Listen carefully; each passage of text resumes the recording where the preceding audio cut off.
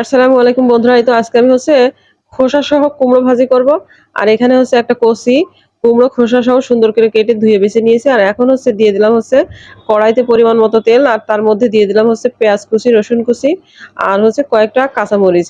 এগুলোকে এই যে সুন্দর করে ভাজা ভাজা করে নিচ্ছি। আর বন্ধুরা, এগুলো যখন একটু ভাজা ভাজা হয়ে গেছে তখন তার মধ্যে দিয়ে দিলাম স্বাদ মতো লবণ। তারপর সামান্য পরিমাণে হলুদের গুঁড়া, কারণ হলুদের গুঁড়া কম দিয়েছে, কুমড়াটা এমনিতেই হলুদ, তাই হলুদের গুঁড়া একটু পরিমাণে কম দিয়েছি। আর তার মধ্যে দিয়ে দিলাম গোটা জিরা, আর গোটা কালো জিরা।